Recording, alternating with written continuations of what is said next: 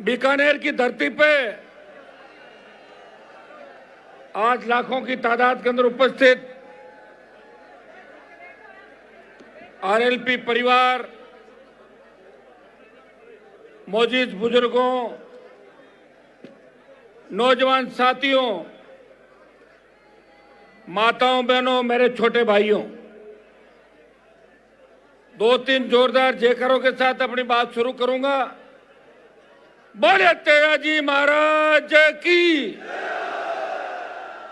करणी माता की, रामसा पीर की, जसनाथ जी महाराज की, गुरु जंबेश्वर जी भगवान की, सालासर बालाजी की। एक नारा लगाऊंगा, जय जवान जय किसान, और दूसरा राष्ट्रीय लोकतांत्रिक पार्टी जिंदाबाद। जय जवान, राष्ट्रीय लोकतांत्रिक पार्टी आरएलपी। आप सबको जो पिछले 8-10 घंटे से लगातार पूरे देश के अंदर ये संदेश दे रहे हो, आज का हमारा जो कार्यक्रम है वो राष्ट्रीय लोकतांत्रिक पार्टी अपना 7वां स्थापना दिवस मना रही है और बीकानेर की धरती से, जहां मैं चूरू, हनुमानगढ़, गंगानगर और बीकानेर के अंदर प्रेस के माध्यम से आपको आमंत्रित करने के लिए गया था, और भाइयों, मेरे आमंत्रण मात्र से आप लाखों की तादाद के अंदर ये आके आपने संदेश दे दिया कि हनुमान जी, अब आपको गांव-गांव, गली-गली जाने की आवश्यकता नहीं, आप आह्वान करें, पूरा राजस्थान आपके साथ खड़ा है। ये आह्वान, ये ताकत आज आप लोगों ने मुझे दी है।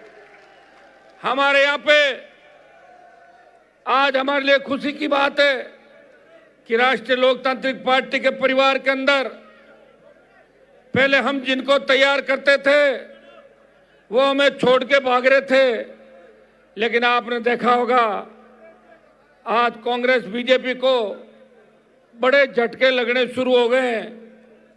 कांग्रेस के कद्दावर नेता मेरे भाई दिलीप जी चौधरी, जो लगातार 98 से लेकर जब मैंने शुरू की राजनीति, उस समय से जैतान सीट से संघर्ष कर रहे थे, सरकार के पूर्व मंत्री रहे, और मेरा हमेशा अच्छा संबंध इनसे रहा। मैं कहता था, दिलीप जी अकेला कब तक लड़ूंगा, हर जिले में एक एक व्यक्ति तैयार करो, अपना पूरा जीवन निकल जाता है इन पार्टियों के अंदर। कौन पूछता है, अगर एमएलए एमपी बन भी जाते हो तो अपना नंबर वहां आता ही नहीं जहां से सिस्टम चलता है।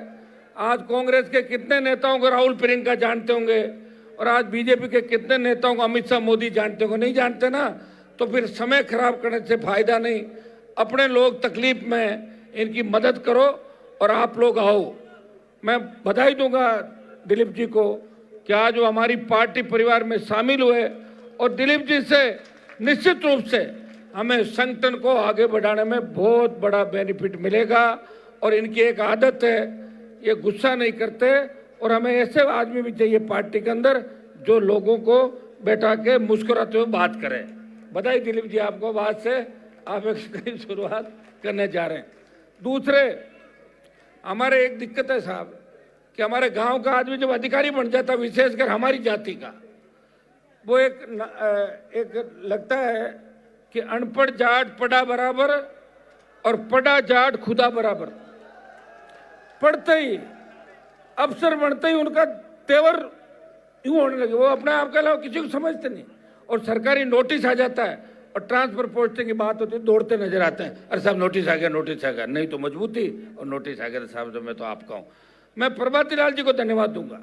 प्रभाती लाल जी जाट, जो सीनियर आरएस, और जहां भी रहे मजबूती के साथ रहे, गरीबों की सेवा की। और मैं इनको देखता था, जब मैं बीजेपी कांग्रेस के खिलाफ लड़ता था, एक जगह गया मैं, तो इन्होंने कहा कि हनुमान जी का कार्यक्रम है, मुझे नौकरी से निकाल दो, निकाले, मैं तो जाऊंगा प्रोग्राम में। तो ऐसे लोग ही आरएलपी के अंदर आ सकते हैं। मैं प्रभाती जी को बधाई दूंगा कि आप इस पार्टी में शामिल हुए, और अब अपने जितने भी अधिकारी राजस्थान के अंदर है, जो किसान के बेटे हैं, जो दुख तकलीफ के दौर से गुजरे हैं, लेकिन अच्छी पोस्टों पे जाने के बाद माल कमा गए बहुत से लोग, तो उनके दिमाग खराब हो रखे, उनके दिमाग आप ठीक करें, उन लोगों के, अपने लोगों, और आज से ही लग जाए कि उनको धरातल पे नीचे लाएं। तुम किस खेत खलिहान से निकले थे, किन गांव की गलियों से तुम्हारा बचपन गुजरा था, और किस तरह से पढ़ते थे, जेब में फीस नहीं थी, और आज गुड़गांव में फार्म है, जयपुर पे सिरसी रोड पे फार्म है, कालवाड़ में फार्म है, कहाँ से ले आए? और तुम कह रहे हो हनुमान तो ऐसे ही खराब हो रहा है। तुम कौन से आबाद हो रहे हो भाई? कहीं न कहीं जाके हाजिरी देनी है। हनुमान ने तो पार्टी बनाई, दोनों पार्टियों का दिमाग ठीक किया। पिछली बार भारतीय जनता पार्टी मेरे दरवाजे पे खड़ी थी, बीजेपी को लात मारी, इस बार कांग्रेस दरवाजे पे खड़ी थी, फिर सांसद बना और फिर किसान के सम्मान की लड़ाई लड़ी।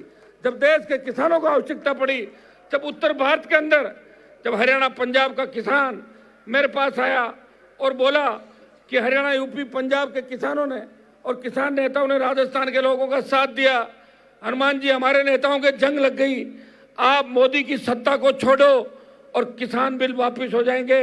मैंने कहा अगर हनुमान बेनीवाल के एनडीए छोड़ने से किसान कौम की जीत होती है, तो जिस तरह छोटा बच्चा बोल के ठोकर मारता है, मैंने सत्ता के ठोकर मारी और अपने भाइयों के साथ सड़क पर आके बैठ गया। भाइयों, इससे ज्यादा त्याग समर्पण इस देश के अंदर कोई नहीं कर सकता। किसान के बाद जब देश के अंदर जवान की बात आई, जब सेना को ठेके में दे दिया, इस देश के अंदर किसी पार्टी ने झंडे के साथ आंदोलन नहीं किया। राष्ट्रीय लोकतांत्रिक पार्टी ने झंडे के साथ आंदोलन किया और सेना के सम्मान को लौटाने का प्रयास किया। जोधपुर में 2 लाख जवानों की रैली, ऑल पार्टी लोकसभा, उसके अंदर हमेशा मुझे लड़ता हुआ आप देखते हो। हर मुद्दे पे बोलता हूं कि अग्निवीर को समाप्त करो, दिल्ली को घेर लेंगे, और ये हमारे संघर्ष और हमारे जो हुंकार है उसका ही परिणाम है कि जब अग्निवीर आया था तो 25% को रख के 75 वापिस भेजने की बात थी। डरी हुई मोदी सरकार बोली अब 75 को रख लेंगे, 25 बार भेज रहे हैं, और जिस दिन मैंने दिल्ली कूच का ऐलान कर दिया वो 25 भी हट जाएगा और पूर्व की भांति सेना भर्ती रैलियां इस देश के अंदर होगी। यह मैं आपको विश्वास दिलाता हूं। भाइयों, मैं हमेशा लड़ाई पूरी लड़ता हूं। सेमीफाइनल मैंने कभी नहीं खेला। इस राजस्थान में बहुत से नेता मेरे साथ आए और भाग्य मैदान छोड़ के, कई रणछोड़दास आए, कई भगोड़े आए, साथ नहीं दे पाए।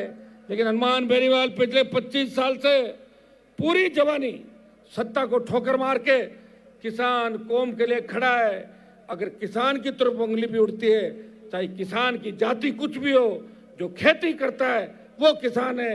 लोग लाख मेरे पे जातिवाद का आरोप लगाए, लेकिन कपासन में जब सूरजमाली को न्याय दिलाने की बात आई तो अशोक गहलोत न्याय नहीं दिला पाए। हनुमान बेनीवाल और उसकी सेना गई और सूरजमाली को 2 दिन बाद न्याय दिला के आई।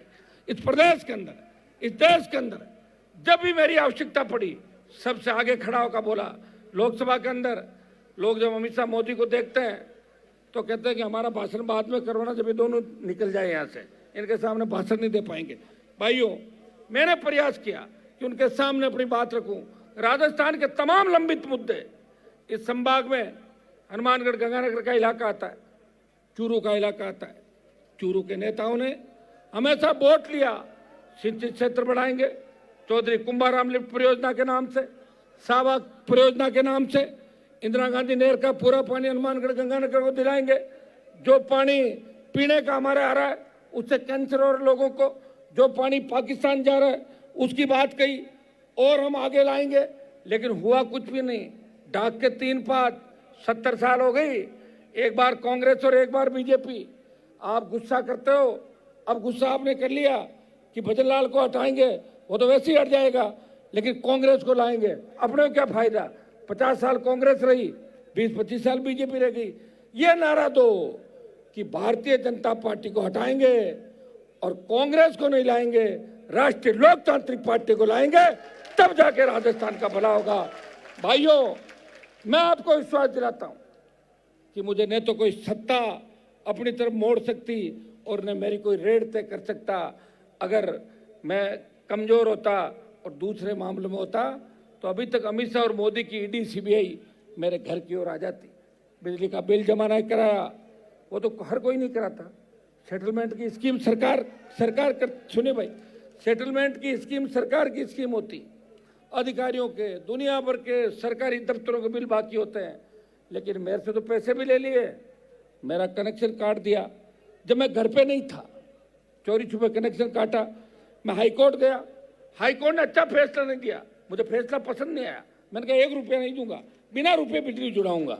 सुनिए मेरे, डबल बेंच गया और डबल बेंच में फैसला ये कराया कि हनुमान बेनीवाल के 2 लाख रुपए जमा माने जाए और 4 लाख बैंक गारंटी के रूप में रखे। अभी देने नहीं है, सेटलमेंट में मीटर चेक होगा, उसके बाद तय होगा कि बिल सही है या गलत। देखिए लड़ाई लड़ी, हाँ ये सही है कि जनरेटर और हाई कोर्ट के अंदर वकीलों की फीस और जनरेटर का हिसाब करूं तो जितना बिल था उतना पैसा लग गया मेरा, तो लगी है। और क्या, जनरेटर चला 3 महीने, जनरेटर कितना तेल खाता है, 24 घंटे में जोड़ लो, 3 लीटर प्रति घंटा जोड़ो, हो गया ना। लेकिन मेरी आदत है कि लड़ता फाइनल लड़ाई हूं। वसुंधरा के खिलाफ लड़ा था, तब लोगों ने कहा था कि हनुमान जी वसुंधरा आपको कुचल देगी, जेल में डाल देगी। मैंने कहा तेजा जी का भक्त हूं, इसको 7 समंदर पार ललित मोदी के पास भेज दूंगा।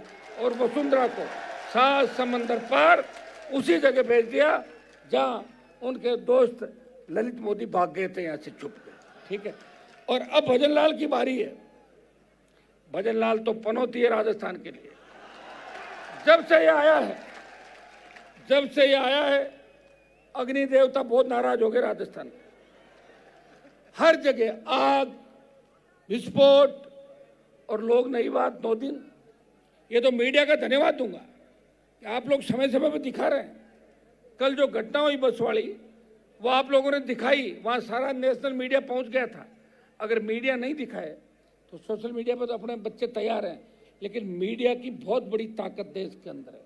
क्योंकि इस देश के अंदर जहां भी तीसरी ताकतें खड़ी हुई, मुझे याद है दिल्ली में आप पार्टी का 9 हज़ार का आंदोलन, मीडिया ने ही उस आंदोलन को हवा दी और केजरीवाल दिल्ली के सीएम बने।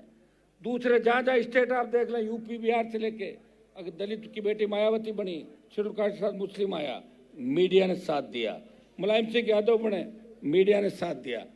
अगर राजस्थान में मीडिया यह तय कर ले कि हमें इस राजस्थान को परेशानी से मुक्त करना है, मैं विश्वास दिलाता हूं कि आरएलपी की ऐसी सुनामी राजस्थान के अंदर चलेगी जिसका अंदाज भी किसी को नहीं होगा। यह मैं मीडिया के चौथे स्तंभ को आह्वान करता हूं कि आप भी मेरे साथ उठ खड़े हो जाइए। नहीं तो ऐसा इंतजार नहीं करें जिस तरह राजस्थान में अपराध सर चढ़ के बोल रहा है।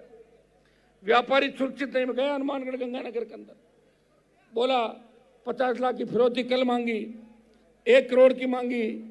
एक जना बोला मेरे से 20 लाख की मांगी तो मैंने 15 में पुलिस वालों को कहा सौदा सेट कराओ। फिर पुलिस वाले बीच में पड़े, एसपी वगैरह, और 10 लाख में सौदा सेट करा दिया। पुलिस का भी धंधा बन गया, उनके भी बिजनेस हो जाता है। 20 मांगी, 15 में सौदा सेट कराया, 5 खुद खा गए और 10 करा दिए। ये धंधा पुलिस का राजस्थान का। अरे जो भजनलाल की लिस्ट देखो आप, डीजी भले हो सकते हैं, मैं तो पहली बार काम पड़ेगा डीजी से, लेकिन डीजी के आसपास जितने भी माफिया को पनपाने वाले अधिकारी थे उन सबको पैरेलल पुलिस मुख्यालय के बराबर DG, SOG, DG, anti terrorist DG, 3-4 उसके अंदर और रखे हैं। और वही एसीबी में सेम ही परिवार को पूरा एसीबी और एक डीजी अलग हो गया। तो भैया फिर पीएचक्यू वाले क्या करेंगे मुझे बताओ, पीएचक्यू क्या करेंगे? लेकिन ये जो शुरुआत कर रहे हैं ये ठीक नहीं है। और क्राइम के अंदर ऐसे व्यक्ति को लगा, मुझे याद है वो दिन जब भारतीय जनता पार्टी के लोग सचिन पायलट मानेसर गए थे गहलोत को हटाने, और मैंने कहा था कि पायलट को सीएम बनाओ, 3 विधायक में दे रहा था। जब दूसरा एपिसोड हुआ तो सचिन पायलट जब मानेसर में जूझ रहे थे तो मेरे 3 विधायक भारतीय जनता पार्टी के बेहतर विधायकों के साथ थे और हम पायलट को सीएम बनाना चाहते थे। तब इन अधिकारियों ने हमारे फोन टेप किए। तब दिल्ली के नेताओं ने कहा था कि हमारा वक्त आने दो, इनको रगड़ के रख देंगे। उनको इनाम दिया, रगड़ के नहीं रखा। सारी अच्छी पोस्टिंग उन लोगों को दे दी रेंज आईजी एसपी से लगा के आप जहां भी देखोगे, ADG crime, SOG, ACB, DG, ये तमाम वो लोग हैं जो फोन टैप कर रहे थे और कुलदीप रांका और गहलोत के सबसे विश्वास पात्र लोग थे। आप ये बताएं, पहले मैं कहता था गहलोत वसुंधरा मिले हुए हैं, अब अशोक गहलोत के जो बयान में पढ़ रहा हूं, अशोक गहलोत कहते हैं कि पंडित भजन लाल जी मुझे शूट करते हैं, यही रहना चाहिए ताकि मैं सीएम बन जाऊं। तो अब भजन लाल और गहलोत मिले हुए हैं, मिले हुए कि नहीं मिले? नहीं लगता तुम्हें? कोई परिवर्तन देखा क्या राजस्थान के अंदर तुम लोगों ने?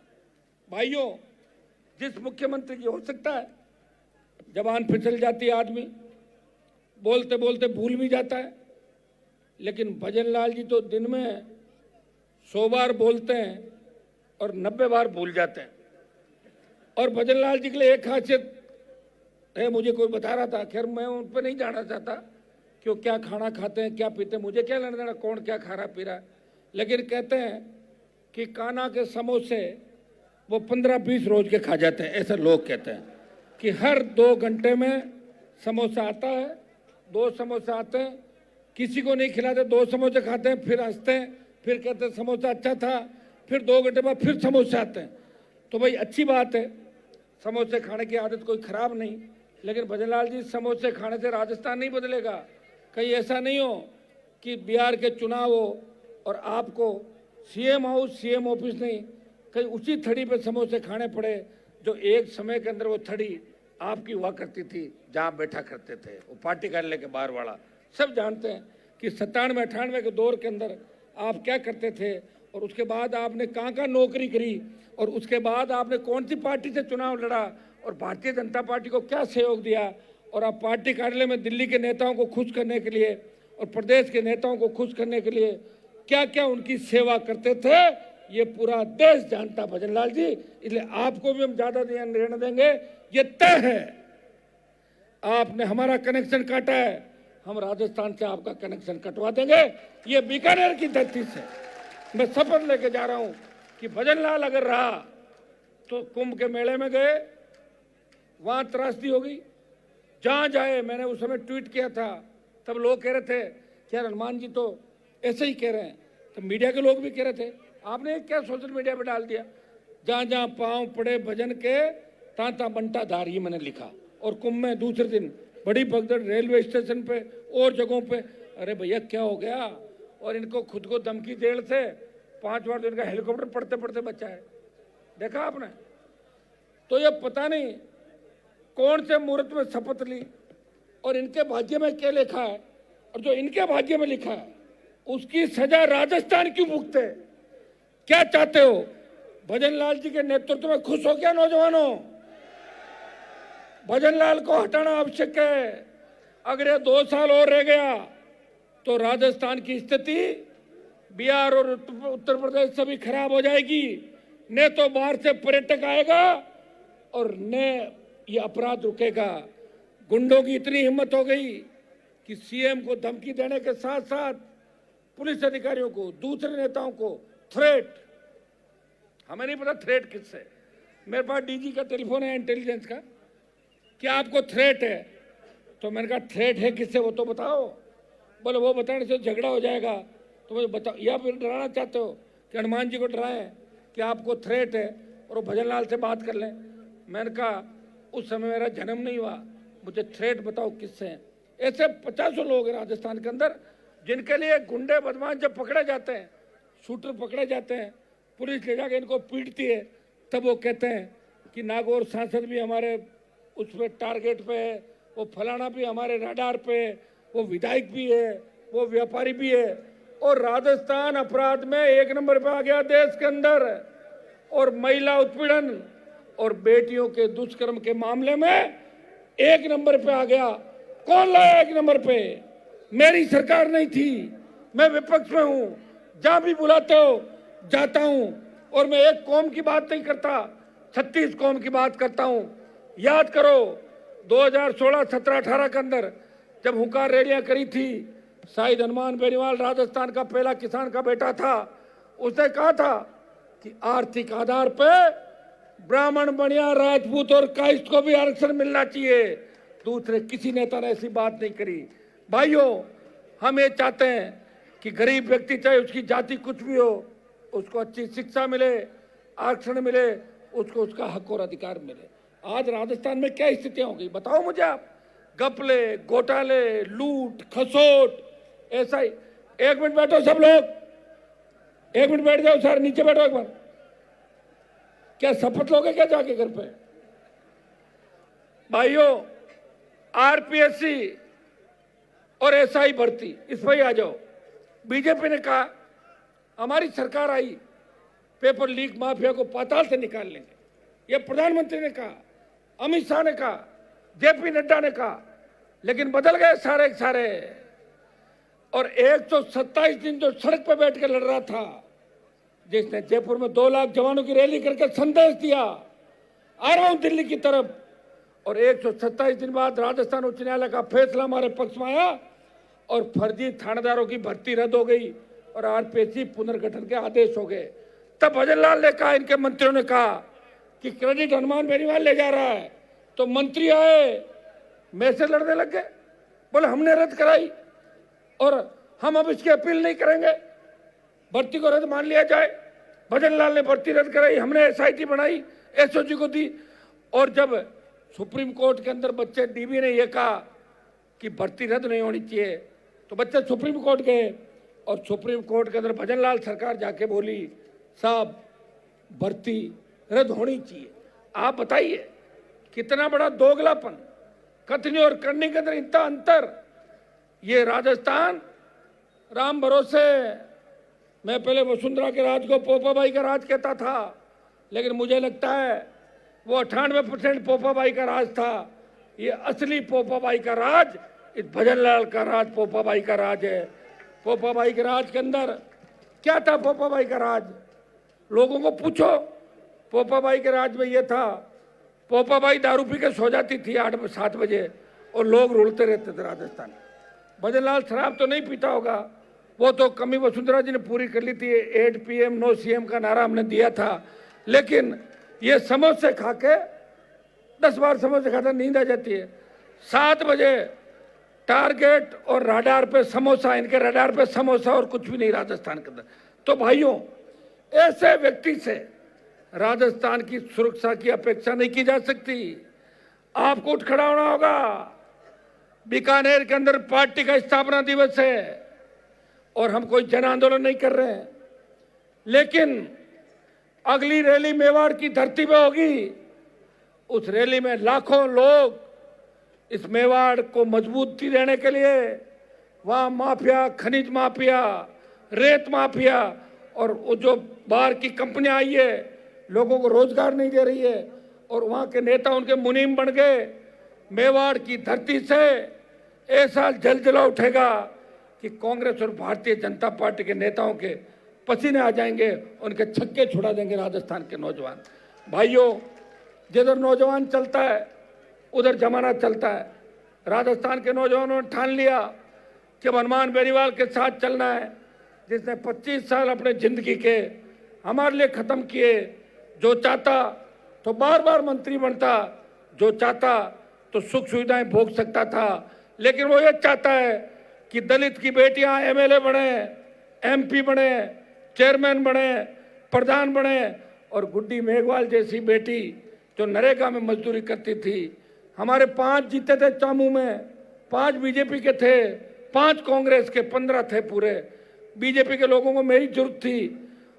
मैंने कहा बावड़ी और चामू में मुझे आदमी दो, मैं तुम्हें बिलाड़ा और दूसरी जगह आदमी देता हूँ। समझौता हो गया, गुड्डी प्रधान बन गई नरेगा में। मैं तो गुड्डी को बहुत आगे ले जाना चाहता हूँ, लेकिन वो चामू का शेरगढ़ का इलाका आप जानते हो कैसा इलाका है, वहाँ तो अब जाके थोड़ी आज़ादी लोगों को मिली है। पहले तो ढंग के जूते भी नहीं पहनने देते थे, पैरों के अंदर पकड़ लेते थे, कहाँ से लाया जूता बता, ये स्थिति थी। ठीक किया मैंने राजस्थान के अंदर हर वर्ग, हर जाति के लिए काम किया और व्यवस्था को ठीक करने का प्रयास किया। पहले हेड कांस्टेबल ज्ञापन लेने नहीं आते थे, कमिश्नर DG जब चाहे बुलाए, जब चाहे IG बुलाए, और कभी भी बड़े से बड़े कार्यक्रम के अंदर लॉ एंड ऑर्डर बिगाड़ने का प्रयास नहीं किया। ये मैं नहीं चाहता कि थोती लोकप्रियता के लिए मैं कूद जाऊं।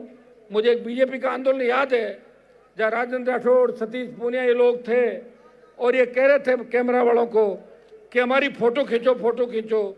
हम बैरिकेड पे हैं, अरे देखो तो देखो, हमें पकड़ लिया, मैं जाली में हूँ, बोले साहब दिख नहीं रहे हो, अरे नजदीक से देखो, मैं ही तू, मेरी जल्दी खींचो, अखबार में देनी फोटो, नहीं तो लोग कहेंगे कि राठौड़ साहब और पूनिया जी जेल में नहीं गए। तो हम फोटो छपनी चाहिए, क्योंकि लोगों की आदत है 5 साल बाद आप भूल जाते हो बात को। नई बात 9 दिन, ये जो जैसलमेर बस दुकान टिका हुई भूल गए आप लोग। उससे पहले जो बुंगरा की हुई अब हो गई, इसको भूलोगे। देखो यार वो तो गई पुरानी। और लड़ते भी किसके लिए हो? मुआवजा दो, मुआवजा दो। लड़ाई लड़ते हो, 3 दिन में थक जाते हो, साहब थक गए, बॉडी ले जा रहे हैं, अब फिर भी लड़ रहे हैं आपके लिए, समझ गए आप। अभी कुचामन के अंदर तो रमेश रुलाने का मामला हुआ, मंत्री थाने पे बैठ गए, जाके हॉस्पिटल में बैठ गए। हनुमान जी कांड से पहले पहले सेटलमेंट करो। भजन लाल कह रहा है कि हनुमान वहाँ नहीं आना चाहिए, कि राजस्थान भजन लाल का क्या पूरा, ये सड़कें उसकी थोड़ी है। भजन लाल जब नहीं था तभी मैं ऐसे ही घूम रहा था, और गहलोत के बेटे को हरा के उसको भी ठीक किया, वसुंधरा को भी ठीक किया, और भजन लाल को भी मैं ही ठीक करूंगा राजस्थान के अंदर। ये अच्छी तरह आपको संदेश देना चाहता हूं। कमर कस लो, तैयार हो जाओ, आवश्यकता पड़ी राजधानी में घुस जाएंगे, सचिवालय में घुस जाएंगे, लेकिन इस तरह किसान जवान को बर्बाद होते हुए नहीं देख सकते। तैयार हो, दिल्ली भी चलना पड़ सकता है। अग्निवीर का 25% हिसाब किताब बाकी है। अमित शाह, मोदी डर तो गए, लेकिन अभी पूरा अग्निवीर समाप्त नहीं किया। तो भाइयों, ये तैयारी भी आप कर लो। आज 7 संकल्प हमारे हैं 7 साल के, कि आगामी 3 साल में हम इन 7 संकल्पों के साथ राष्ट्रीय लोकतांत्रिक पार्टी परिवार को आगे बढ़ाने के साथ राजस्थान के आम आवाम 36 कौम की सेवा करना चाहते हैं। वो 7 संकल्प मैं आपको पढ़ के सुनाऊंगा। भाइयों, आरएलपी का जब गठन हुआ तब जय जवान जय किसान के नारे के साथ गठन हुआ था। मैंने कहा था जब भी आवश्यकता पड़ेगी सत्ता छोड़ के सड़क पर आ जाऊंगा। जब देश की पहलवान बेटियां तकलीफ में थी, मुझे दिल्ली में चुनाव नहीं लड़ना था, हरियाणा में चुनाव नहीं लड़ना था, लेकिन जब बेटियों ने कहा कि हमारे कोई भाई नहीं है क्या, कोई नहीं आ रहा है, मैंने कहा आपका भाई राजस्थान की धरती से आएगा और उस बाहुबली का इलाज करेगा। गया और बाहुबली को लोकसभा में आने का मौका नहीं मिला। हो सकता है उनका बेटा आ गया होगा, उनको फ्री कर दिया। अब रील बनाओ दूसरी गाड़ियों के सामने जाके। भाइयों, जो भी काम हाथ में लिया, प्रयास यही किया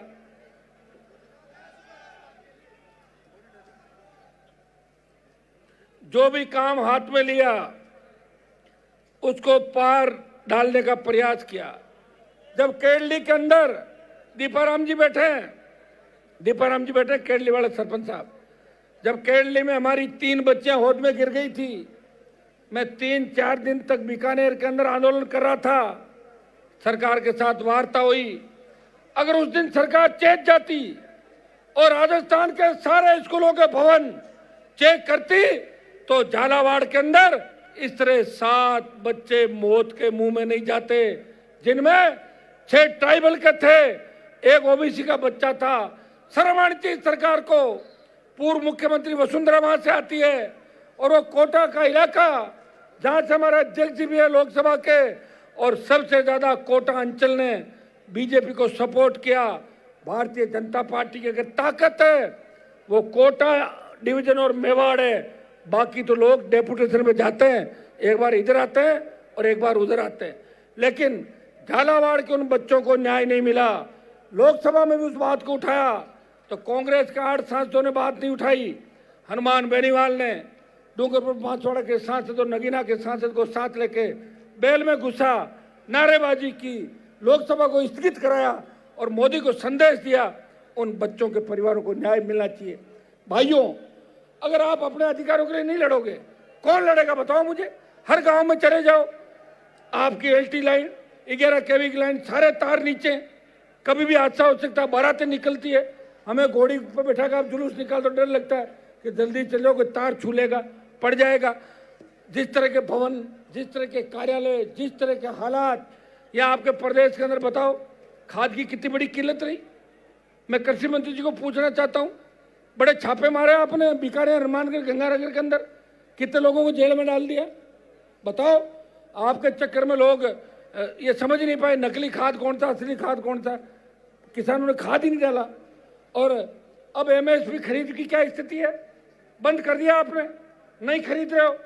25 क्विंटल का राइडर हटा के 40 क्विंटल किया। न मूंग खरीद रहे हो, न मूंगफली खरीद रहे हो। मूंगफली खरीद का बड़ा घोटाला इस बीकानेर जिले के अंदर हुआ। खेत का मालिक कोई, टोकन कहीं का, और पैसा कहीं जा रहा मूंगफली खरीद के अंदर। करोड़ों अरबों रुपए का घोटाला हुआ। फसल बीमा जो हम करवाते हैं, प्रीमियम ले लेती है कंपनियां और वापस क्लेम नहीं देती। क्लेम के लिए किसान को सड़कों पर बैठना पड़ता है।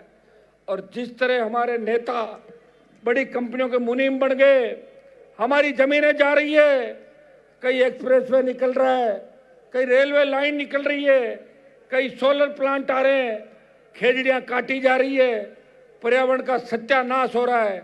एमएलए एमपी 2 दिन बोलते हैं और तीसरे दिन उन कंपनी वालों के साथ मिलके और कोई गाड़ी खरीद लेते हैं या गाड़ी गिफ्ट ले लेते हैं। ये हालात राजस्थान के हैं। भाइयों, अभी समय उठ खड़े हो जाओ। दिल्ली के अंदर जब यूपी बिहार के सांसद मुझसे पूछते हैं, हनुमान जी हमारे यहाँ तो फर्जी डिग्री बंद हो गई, आपको वहाँ डिग्रियाँ मिल रही है, हमारा एक बच्चा पास नहीं हो रहा है, उसको डिग्री दिला दो या नौकरी दिला दो। कितना बड़ा अपमान राजस्थान का हो रहा है।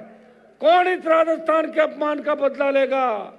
कौन इस राजस्थान के माथे पे जो महिला उत्पीड़न अपराध का कलंक लगा है, कौन इसका बदला लेगा? मुझे लग रहा है लोगों का खून पानी हो गया, नेताओं का खून पानी हो गया, सिवाय एमएलए, मंत्री और सेठों की गुलामी और कंपनियों में कारोबार। आपकी जमीनें चली जाएगी। पंजाब में डीएलसी और राजस्थान के अंदर डीएलसी का कितना अंतर है। भारतमाला बना दिया आपने, हाई बॉर्डर की रोडें निकाल दी, हमें कोई फायदा नहीं हुआ। हमारी जमीनें चली गई, बर्बाद हो गए, लोगों को लाख रुपए बीघा के भी नहीं मिले।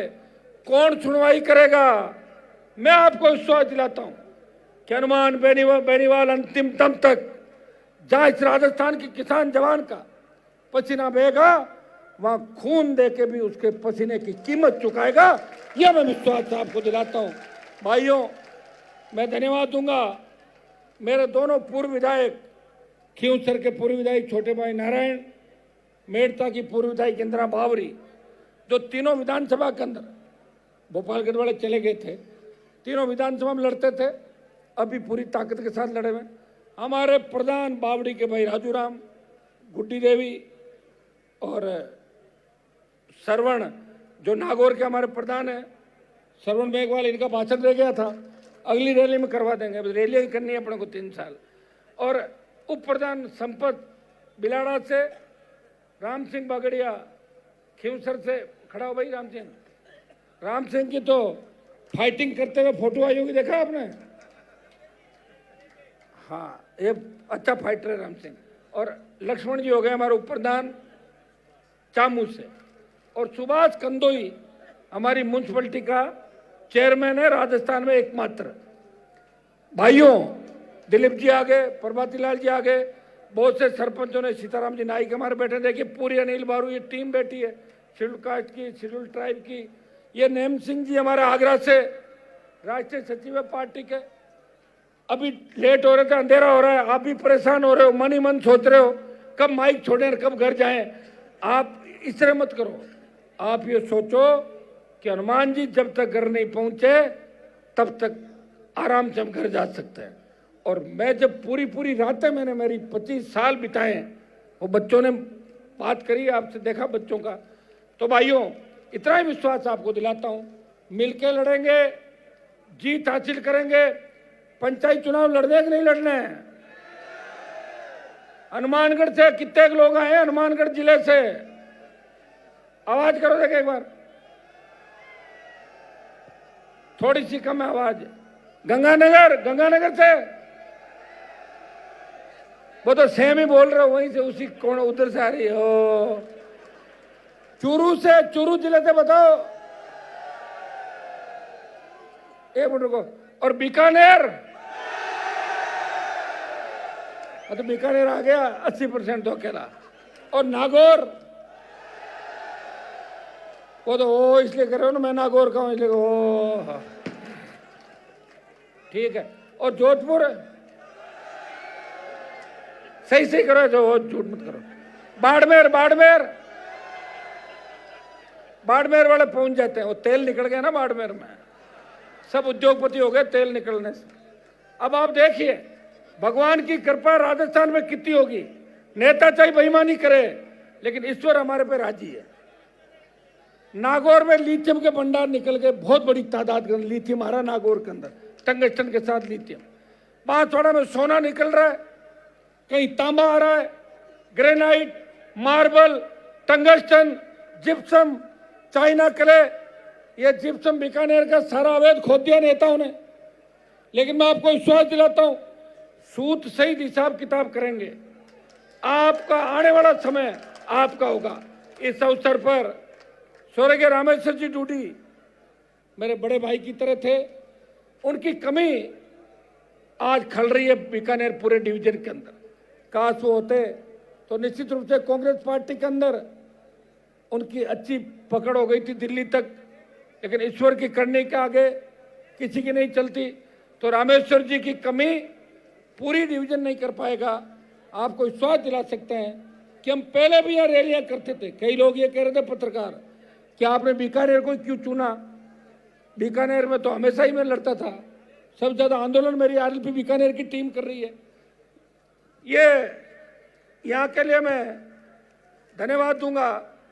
बीकानेर की ऐतिहासिक रैली में बीकानेर से बीकानेर, हनुमानगढ़, गंगानगर, चूरू 4 जगह में गया था, और भीलवाड़ा, अजमेर, चित्तौड़ से लेके जयपुर से लेके तमाम राजस्थान से सारे लोग अपने अपने साधनों से आए। मेरे लिए तो आपने आराम कर दिया, मेरा 1 रुपया ही खर्च नहीं हो रहा है, खुद ही साधन ले ले कहाँ जाते हो, ये बहुत बड़ी बात है। तो यही रैली अगर बीजेपी वाले करते तो 40 करोड़ का खर्चा होता बेचारों का, क्योंकि तुम्हें अच्छी गाड़ी भी चाहिए थी, नाश्ता भी चाहिए था, टोस्ट और पता नहीं बटर ब्रेड क्या क्या लगवा के करनी पड़ती, और एक गाड़ी में 8 लोग आते, और यहाँ तो एक गाड़ी में 100 आते हो आप पूरे पूरे, ठीक है। और कांग्रेस वाले करते हैं, उनके पास तो अब बचा नहीं, लेकिन नहीं कर पाते, कुर्सियां लगा के जरूर रैली करते हैं। अब अंदाज लगाओ इस ग्राउंड में अगर अपन कुर्सियां लगाते तो कहां तक जाता है आगे। भर दिया आपने पूरा। आपने ये कहा था कि जो बिछाओगे वो भर देंगे और आसपास भी खाली नहीं रहेगा।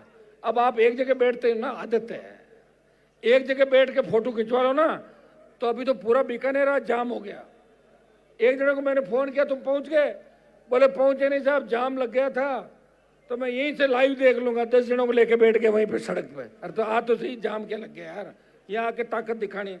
सोशल मीडिया का फायदा भी अपने को, फायदा तो ये है कि आज यहाँ बोल रहा हूँ, पूरा देश देख रहा है, और नुकसान ये है कि जो गलत गलत चीजें आती है ना, या आजकल ऑनलाइन ठगी, फ्रॉड, ये सीख जाते हैं बच्चे नए, हाथों हाथ करोड़पति बनने के चक्कर में। तो मैं एक नौजवानों को संदेश ये भी दूंगा कि नशे की प्रवृत्ति से दूर रहते हुए हमें आने वाली पीढ़ी को बचाना है और राजस्थान का सम्मान बढ़ाना है। मैं बीकानेर के इस ऐतिहासिक कार्यक्रम के अंदर मेरी पूरी पार्टी परिवार की टीम को, जितने भी पार्टी परिवार के सदस्य, पूर्व पदाधिकारी, विधानसभा चुनाव लड़े सारे प्रत्याशी, उन सबको तो धन्यवाद दूंगा ही दूंगा। यहाँ बीकानेर के अंदर जिनने सबसे ज्यादा मेहनत करी, सरपंच साहब प्रभु जी गोदारा, जिलाध्यक्ष दानाराम जी घिटाला, छोटे भाई विजयपाल बेनीवाल, विवेक मात्रा, तुलसीराम डूडी, रामनिवास बेनीवाल और सारी टीम। और मेरे नाम नहीं लेने से कोई नाराज हो तो अगली रैली में पर्चे पे लिख देना कि बीकानेर में 4 नाम छूट गए, तो अगली में ले लूंगा बीकानेर मेहनत करती, ठीक है ना।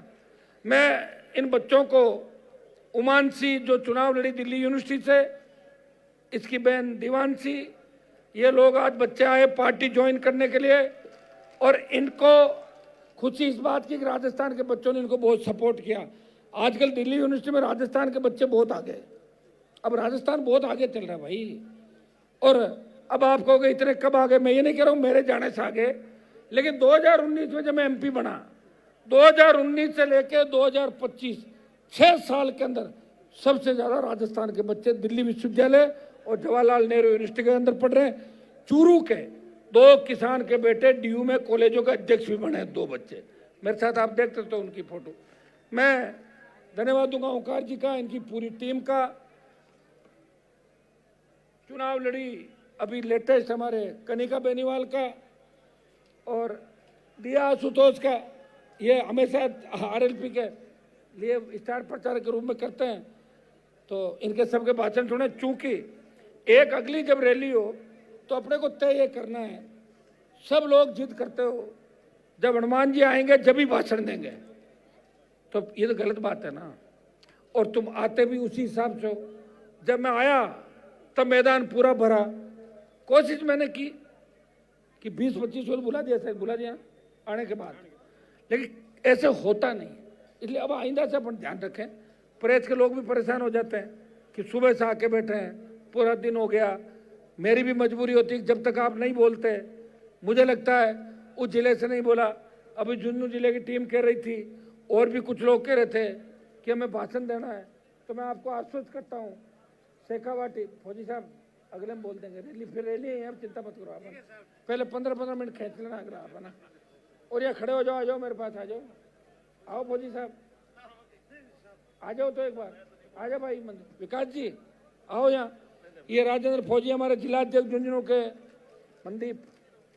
मनदीप ने नया ज्वाइन किया है, विकास गिल है, डॉक्टर रामेश्वर जी जाखड़, इनके रीडी वाले, इनके भाषण अगली रैली में आपके करेंगे, आप चिंता नहीं करें। आज के लेट हो रहे हैं, अंधेरा हो रहा है और मीडिया वाले नाराज हो रहे हैं, इसलिए आपको धन्यवाद कि आपने इतना कोऑपरेट किया। और कई लोगों को बुलाने की मेरी इच्छा थी, समय की कमी की वजह से, और मैं आगामी टाइम में ये भी करूंगा, एक बार राजस्थान में नया प्रयोग करूंगा कि एक रात की रैली करें। सुनिए मेरी बात, एक सुनो, क्योंकि रात के क्रिकेट मैच होते हैं कि नहीं होते हैं, तो जाते हैं लोग रात को देखने। तो अब मॉडर्न राजस्थान, नया राजस्थान, लेकिन रात की रैली में एक शर्त होगी कि तेज वाहन नहीं चलाओगे और रात को 8 बजे बाद वाला कार्यक्रम नहीं करोगे, समझ गए? क्या करोगे? नहीं करना, नहीं करते हो, मुझे पता नहीं करते हो। अब मैं 7 संकल्प है मेरे, जो मैं पढ़ के आपको सुनाता हूं कि 7 साल के अंदर आरएलपी परिवार ने क्या खोया, क्या पाया। खोया तो हमने ये कि 3 विधायक एक सांसद में से 3 से 23 में एक रहे। जब किसानों के लिए सत्ता छोड़ी फिर भी समझ नहीं आई, 1 लाख वोट बढ़ा, 5 प्रधान, 1 म्यूनसिपलिटी का चेयरमैन, 3 से 0 पे आ गए। ये तो हमने खोया, लेकिन पाया ये कि देश में सबसे ज्यादा नौजवानों का प्यार मुझे मिला, ये पाया देश के अंदर। हमारा पहला संकल्प है, रुके भाई, अन्नदाता किसानों की उन्नति और आत्मनिर्भर कृषि तथा कर्ज माफी का संकल्प। किसान की मेहनत का उचित मूल्य और सुरक्षा सुनिश्चित करना, फसल बीमा, एमएसपी, सिंचाई, बिजली, खाद खरीद व्यवस्था, पारदर्शिता, किसान को सरकारी दयानी अधिकार मिले और किसान का संपूर्ण कर्जा माफ हो। ये पहला संकल्प हमारा, 3 साल इसी के लिए लड़ेंगे सड़क पे। दूसरा संकल्प, युवाओं को अवसर और रोजगार का संकल्प। राजस्थान के हर जिले में स्किल डेवलपमेंट, स्टार्टअप सेंटर, स्थानीय उद्योगों को बढ़ावा देना। जहां जहां फैक्ट्रियां आ रही है, कंपनियां आ रही है, 90% रोजगार स्थानीय लोगों को दो, ये कानून बने। सरकारी नौकरियों में पारदर्शिता, पेपर लीक से मुक्ति और युवा की योग्यता का सम्मान सुनिश्चित करना, हर परिवार के सदस्य को रोजगार, ये हमारा दूसरा संकल्प है। तीसरा संकल्प, शिक्षा और स्वास्थ्य सुधार का संकल्प। सरकारी स्कूलों और कॉलेजों को आधुनिक तकनीक से सशक्त बनाना, हर नागरिक के लिए सस्ती व सुलभ स्वास्थ्य सुविधाएं सुनिश्चित करना, पढ़ा लिखा और स्वस्थ राजस्थान, यही लक्ष्य रहेगा। सरकारी स्कूल में पढ़ने वाले बच्चों के स्वास्थ्य की जांच, आज 40% बच्चों की आंखें खराब हो रही है, कईयों की ज़्यादा खराब हो रही है, कईयों की कम है। तो अगर खराब है उनको ठीक कराया जाए। चश्मों की आवश्यकता है तो अच्छे स्टैंडर्ड के चश्मे बच्चों में वितरित किए जाए। जब वो देख ही नहीं पाएगा तो आगे कैसे बढ़ेगा? ये हमारा तीसरा संकल्प है। चौथा संकल्प भ्रष्टाचार मुक्त और जवाबदेह शासन का संकल्प। रुके भाई, एक मिनट, बीच में मत बोलो, सुनो एक मिनट। सरकार और प्रशासन में पारदर्शिता व जवाबदेही स्थापित करना, हर विभाग में ई गवर्नेंस लागू कर जनता को अधिकार आधारित सेवा दिलाना। राजस्थान की सरकार जनता की निगरानी में यही सोच, राजस्थान की जनता की निगरानी में यही सोच होगी। मंत्रियों और अफसरों के भ्रष्टाचार से मुक्ति का संकल्प और सशक्त लोकायुक्त। ये मंत्री और अफसर जो भ्रष्टाचार कर रहे हैं, कई लोग आवाज भी उठाते हैं, बाद में अफसरों के सेट हो जाते हैं मंत्रियों के। तो इसके लिए सशक्त लोकायुक्त राजस्थान के अंदर बने और लोकायुक्त की पुरानी जो रिपोर्ट है वो लागू की जाए। उसमें बहुत से मुख्यमंत्री और मंत्री निपट जाएंगे आपके। ये हमारा संकल्प है। ये हर आंदोलन के अंदर हम प्रयास करेंगे कि भ्रष्टाचार मुक्त राजस्थान हो। महिला सशक्तिकरण और सुरक्षा का संकल्प जो सबसे महत्वपूर्ण है। आज हमारी बेटियां सुरक्षित नहीं है।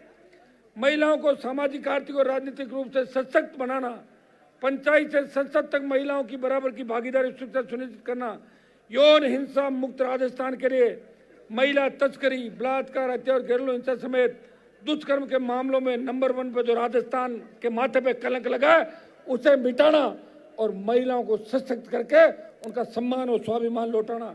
ये हमारा चौथा, पांचवा संकल्प है। छठा संकल्प सामाजिक न्याय और सभी समाजों को समान अवसर का संकल्प।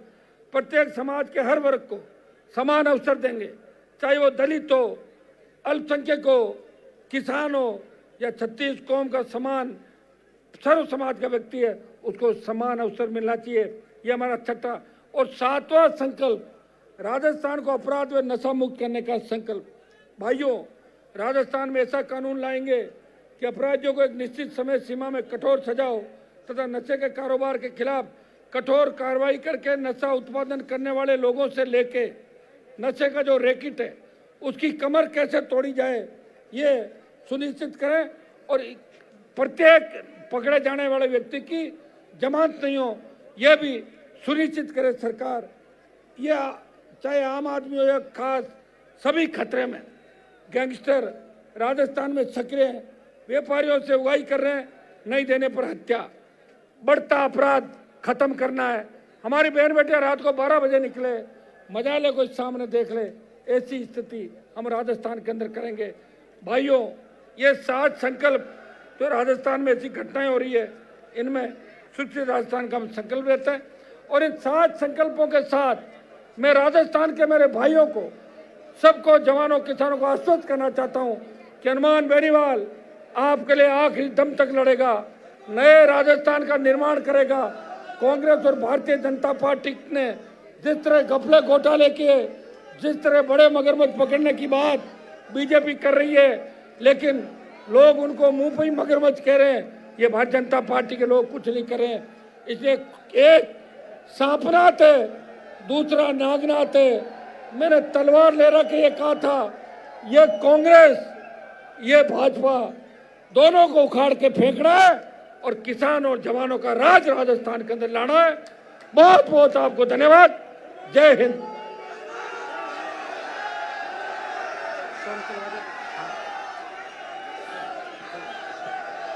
बहुत बहुत धन्यवाद नेताजी का। आप अपनी जगह बने रहे। एक बार अपने सभी मोबाइल की फ्लैश लाइट ऑन कर लें और लहरा करके नेताजी को दिखाएं कि दिवाली आज बीकानेर में मन रही है। सभी की फ्लैश लाइट ऊपर हो। सूरज की पहली किरण के साथ शुरू हुआ और इस रात के अंधेरे में आप गाना चला दें।